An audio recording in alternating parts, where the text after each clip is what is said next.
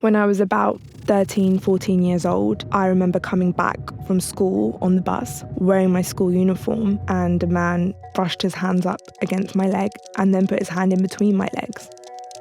I didn't say anything, and that's part of me thinking, this is your fault. I deserve this. I can control the length of my skirt. Maybe it won't happen again. I was first raped when I was a university student.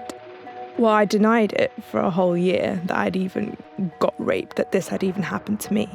I was able to keep a strong exterior, but that might not have been the most healthy option for me. I was overdue a breakdown, and so when it happened, everyone was like, what? We thought you were successful. You were going to university. You were doing so well. Even if I can go through the normal paces of life, put on a smile and show everyone that I'm happy, I'm successful, I'm doing well, in the back of my head, I feel so sick, ashamed, and defined by my experiences. And I think, will there ever be a time that I won't have these nightmares, these flashbacks being triggered? You're transported back to the heart of the event.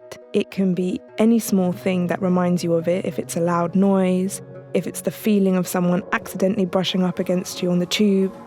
And all of a sudden, I am reliving it, and it is happening to me again.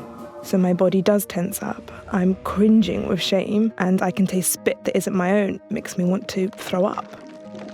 I was embarrassed to answer people's questions like, why were you alone at that time of night? Didn't you fight back? What were you wearing? I was always colourful and playful with my fashion and how I dressed. I started to doubt that part of myself. I started to think that I was being provocative. And so that whole part of my identity was taken away from me when I was first raped. I overanalyzed my appearance, from whether I was wearing too much mascara, to how short my skirt was, and to whether I looked pretty that day. I need to appear more introverted. I need to appear less interested in men, to stop this from ever happening again. All that effort I spent analysing every detail of my being, none of it kept me safe. It happened again. I was raped for the second time. Because it is toxic for victims to believe that there is something about them that made and makes them justified targets. It can happen even if you're wearing a winter coat and a big jumper, which I was. Whatever you wear, however you look, however you talk to men, you don't deserve it, and you can't predict it.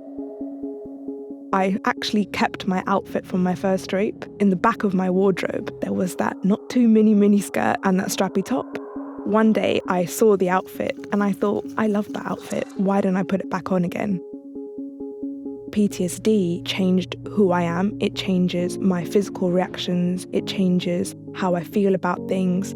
To be able to dress how I used to do before my rapes and before my sexual assaults feels great because I am myself again.